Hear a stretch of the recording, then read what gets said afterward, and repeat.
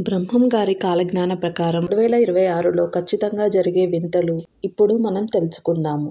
బ్రహ్మం గారు ఏది చెప్పారో అవన్నీ ఖచ్చితంగా జరగడం మనం ఇప్పటివరకు చూస్తూ వచ్చాము. బ్రహ్మం గారు తను చెప్పినవన్నీ కాలజ్ఞానంలో రాసినవన్నీ ఒక్కొక్కటిగా జరుగుతూ వచ్చాయి. శ్రీ పోతులూరి వీరబ్రహ్మేంద్ర స్వామి రాబోయే రోజుల్లో ఎలాంటి విపత్తులు సంభవిస్తాయో ముందుగానే ఊహించి కాలజ్ఞానాన్ని రచించారు. ఆ స్వామివారు చెప్పిన విధంగానే కాలజ్ఞానంలో చాలా విషయాలు నిజంగానే జరిగాయి. బ్రహ్మం గారి కాలజ్ఞానం ప్రకారం 2026లో ఎలాంటి విధ్వంసాలు జరగబోతున్నాయో బ్రహ్మం గారు అసలు ఏం చెప్పారో ఈ వీడియోలో మనం తెలుసుకుందాము. అదేంటంటే తిరుపతిలో శ్రీవారికి కుడి భుజం పగులుతుందని చెప్పారు. భవిష్యత్తులో నీటితో విద్యుత్ దీపాలు వెలిగిస్తారని చెప్పారు. అంటే మనం కరెంటు బల్బులను వాడుతున్నాం. బ్రహ్మం గారి కాలజ్ఞానంలో కుక్క కడుపులో మేకపిల్ల జన్మిస్తుందని చెప్పారు. అయితే తాజాగా బీహార్లో ఓ వీధి కుక్క 8 పిల్లలకు జన్మనిచ్చింది. అయితే అందులో ఒక పిల్ల చూడడానికి చాలా వింతగా కనిపిస్తుంది. ఆ కుక్క పిల్ల పూర్తిగా మేక పోలికలతో జన్మించింది. అందరూ దాన్ని చూసి ఆశ్చర్యపోతున్నారు. అలాగే ఎద్దులు లేకుండా బండ్లు నడుస్తాయని చెప్పారు. అంటే మనం ఎన్నో వెహికల్స్ నడుపుతున్నాము. ఇక వీధి బొమ్మలు రంగులు పూసుకొని రాజ్యం ఏల్తారని చెప్పారు. అంటే సినిమా యాక్టర్స్ ఎంతోమంది రాజకీయాల్లోకి వస్తూ రాణిస్తున్నారని అర్థం. జనసంఖ్య విపరీతంగా పెరుగుతుందని చెప్పారు. దీని అర్థం ప్రపంచవ్యాప్తంగా చాలా జనాభా పెరుగుతుంది.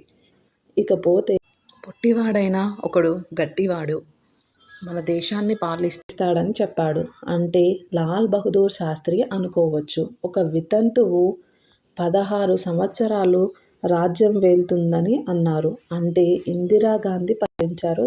విగ్రహాలు దొంగిలించబడతాయి కానీ చావు పుట్టుకలు కనిపెట్టలేరు అని చెప్పారు. ఇక అడవి మృగాలు గ్రామాలు పట్టణాలలోకి ప్రవేశించి మానవుల ప్రాణాలు తీస్తాయని చెప్పారు. ఇలాంటి వార్తలను మనం రెగ్యులర్గా చూస్తూనే ఉన్నాం. ఇకపోతే ప్రపంచంలో ఏ వింత జరిగినా కూడా ఇది బ్రహ్మం గారు తన కాలజ్ఞానంలో ఆనాడే చెప్పారు అంటూ ఇప్పటికీ ప్రజలకు గుర్తు తెచ్చుకుంటూ ఉంటారు. కాలజ్ఞానంలో చెప్పినవన్నీ పొల్లు పోకుండా ఇప్పటి వరకు జరుగుతున్నాయి. ఇక ఆయన పుట్టుక విషయానికి వస్తే పరిపూర్ణాచారి ప్రకృతాంబలకు కాశీ పట్టణంలో జన్మించారు. తండ్రి కన్ను మూసిన తర్వాత బ్రహ్మం గారు తల్లి అనుమతితో ధ్యానం ఒక మార్గం అని చెప్పి ఇంటిని వదిలి వెళ్ళిపోయారు. బ్రహ్మం గారు గోవుల కాపరిగా మారారు. అక్కడున్న తాటి చెట్టు ఆకులను కోసుకొని కొండ గుహల్లో కాలజ్ఞానం రాయటం మొదలుపెట్టారు. అయితే ఆయన రాసిన కాలజ్ఞానాన్ని ఒకచోట పాతిపెట్టడం జరిగింది. అక్కడ చింత చెట్టు మొలిచింది. మరి అలా ఎందుకు పాతిపెట్టారో ఎవరికీ తెలియదు. ఇలా ఎన్నో విషయాల గురించి కొన్ని వేల సంవత్సరాల క్రిందట బ్రహ్మం గారు తన కాలజ్ఞానంలో రాశారు. మరి ఇవన్నీ జరుగుతాయి అనే ఒక నమ్మకం కూడా చాలామందికి ఉంది. అదేంటంటే తిరుపతిలో శ్రీవారికి కుడి భుజం పగులుతుందని చెప్పారు. భవిష్యత్తులో కనకదుర్గమ్మ ముక్కు పుడకను గంగానది తాకుతుందని చెప్పారు. జలప్రళయం ఏర్పడి నాగార్జున సాగర్ బీట పడితే కృష్ణానదికి వరదలు వచ్చి ఇంద్రకీలాద్రిని తాకే రోజు వస్తుందని చెప్పారు. దీనికి మొన్న వచ్చిన మన వరదలే నిదర్శనం. అలాగే కృష్ణానది మధ్యలో బంగారు రథం పుడుతుందని, అది చూసిన వారికి దాని యొక్క కాంతి వల్ల కళ్ళు కనిపించకుండా పోతాయని కాలజ్ఞానంలో ఉంది. 2060 నాటికి ప్రపంచ జనాభా అంతా సగానికి తగ్గిపోతుందట. ఈశాన్య దిక్కున విషపూరితం వైరస్లు పుట్టుకు వస్తాయట. ఎంతోమంది కన్ను మూస్తారని ఆయన చెప్పారు. అలాగే కొత్త రోగాలు కొత్త వైరస్లు మనుషులను అతలాకుతలం చేస్తాయి. ఇకపోతే 2026వ సంవత్సరంలో జరగబోయేది కూడా కాలజ్ఞానంలో ఉంది. చాలామంది మనుషులు 20 ఏళ్ల కంటే ఎక్కువ కాలం జీవించి ఉండరని కాలజ్ఞానంలో ఉంది. అక్రమ సంబంధాలు విపరీతంగా పెరిగిపోతాయని, ఇవి హత్యలకు దారితీస్తాయని, బ్రహ్మంగారు కాలజ్ఞానంలో చెప్పారు. కొద్ది రోజుల్లోనే తిరుపతికి వెళ్ళే అన్ని దారులు మూసుకుపోతాయని బ్రహ్మంగారు చెప్పారు. అలాగే వెంకటేశ్వర స్వామి సంపదను 6 దొంగలు దోచుకుపోతారట. శ్రీశైల మల్లికార్జునుడు భక్తులతో మాట్లాడతాడట.